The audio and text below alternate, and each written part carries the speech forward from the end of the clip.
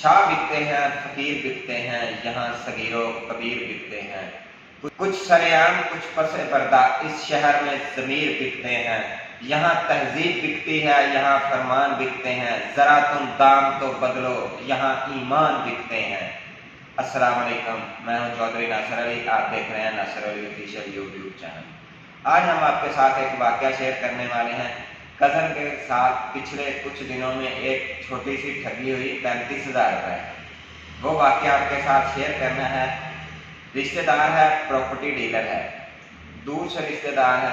Cousin ने सोचा कि उनसे चल के एक प्लाट लेते हैं। उन्होंने एक प्लाट परचेज करना था, खरीदना था घरों के पास ही। कि इधर वो प्रॉपर्टी डीलर का काम कर रहा है, तो मैं उसके पास जाता हूँ, उससे कहता हूँ प्लाट है नज़र में। वो उसके पास गया कि मामू जी कोई प्लाट है नज़र में? कहता जी है तो नहीं, मैं ढूंढ देता हूँ।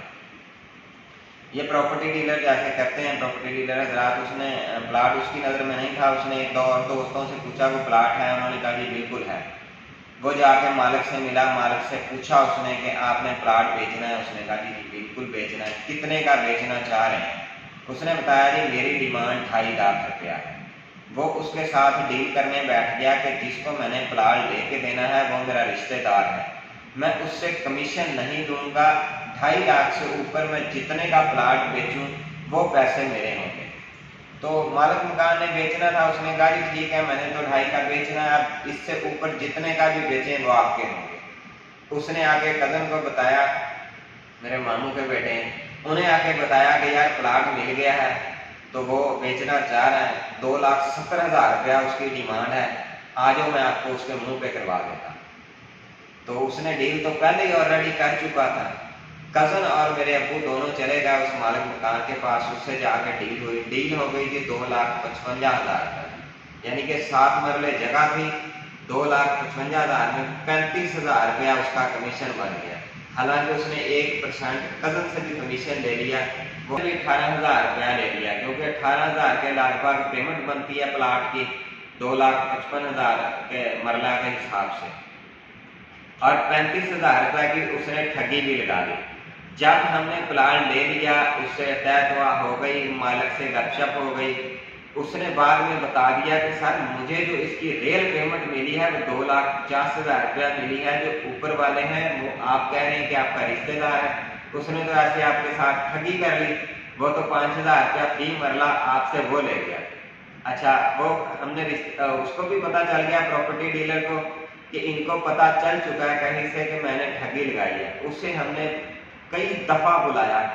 परसों लिखपट हुई तो कज़न ने फ़ोन किया कि आपके जो पैसे रहते हैं 1% में से 10,000 दे चुका है, 8,000 उसका बकाया था। उसने कहा जी वो आके आप अपनी पेमेंट भी ले लें और अदालत आ जाए। उससे पता था कि इन्हें पता चल चुका है जो मैंने ठगी लगाई है वो अदालत नहीं आया। वो उस कदर का ख्याल था कि मैं इसको उसके मुंह पे करवा के आमने सामने बिठा के पूछूंगा कि मामू ये आपने मेरे साथ क्या किया, 35,000 रुपए की ठगी मुझे क्यों लगाई। हालांकि मैं आपको 1% दे रहा था जो आप लोगों से ले रहे हैं। मैंने बहस तो नहीं की कि आप मुझे कम करें जो आपका कमीशन होता है। वो फोन करता रहा, वो नहीं आया। खैर बात प्लान नाम हो गया, दूसरा बैंक में आ गया।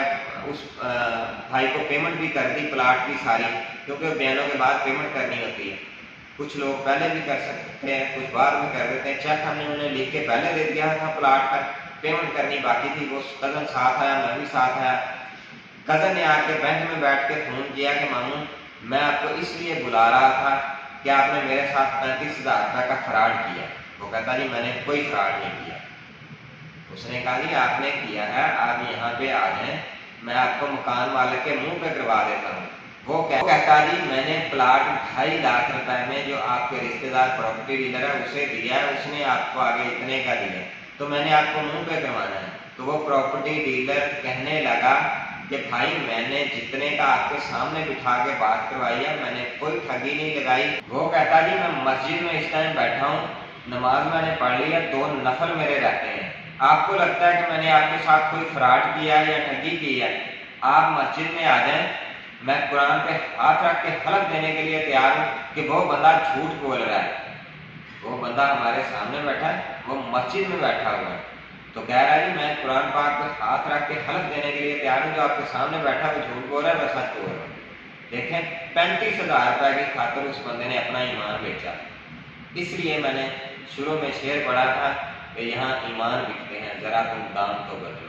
उसने 35,000 रुपए में अपना ईमान बदला और वो कसम देने के लिए तैयार है। हालांकि सारे प्रूफ हमारे पास है, जो उनकी तरफ से प्रॉपर्टी डीलर था वो भी था, मालिक मकान भी था, सारा कुछ था। वो बंदा सामने भी नहीं आ रहा और कसम देने के लिए भी तैयार है, कहता जी मैं हल्फ देने के लिए तैयार हूँ। तो बात बताने का मतलब था कि आजकल किसी पे कोई दबाव नहीं रहा, सारे लोग एक जैसे नहीं होते। हम भी प्रॉपर्टी डीलर हैं, इस टाइम एक ऑफिस में ही बैठे हुए हैं अपने में, यह है नेशनल प्रॉपर्टी एडवाइजर। हम भी प्रॉपर्टी का काम करते हैं लेकिन इस तरह नहीं करते, DHA जो हक हलाल का रोजी है वो रखते हैं। कि अब्बू को एक प्रॉपर्टी डीलर ने प्लाट लेके दिया, अब्बू ने पूछा रजिस्ट्री कहाँ से करवानी है, तो वो कहता चौधरी साहब जहाँ से दिल करे। तो उसने अपना 1% कमीशन लिया, रजिस्ट्री जहाँ से मर्जी करवाएं। जिसकी मैं पहले बात बता रहा था, वो कजन को कहता जी मेरे पास एक है रजिस्ट्रार बना, हम रजिस्ट्री भी उससे करवाएंगे।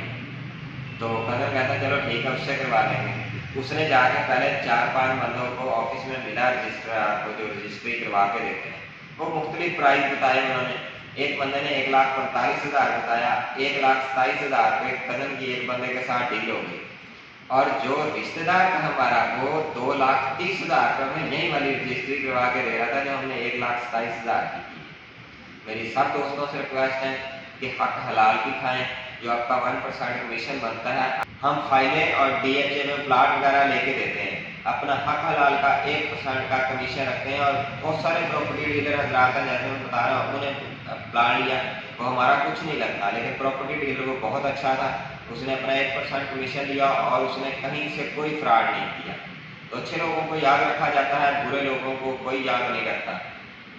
तो उम्मीद करता हूँ मेरा आज का वाकया और मेरी आज की वीडियो आपको ज़रूर पसंद आई होगी। पसंद आने की सूरत में हमारी एक ही रिक्वेस्ट होती है आपसे कि हमारे YouTube चैनल को सब्सक्राइब करें और बेल आइकन को ज़रूर दबाएं, ताकि हमारी हर आने वाली वीडियो आपको टाइम पर मिलती रहे। दुआओं में याद रखिएगा और अपने इस चैनल का भी ख्याल रखिएगा। अल्लाह हाफ़िज़।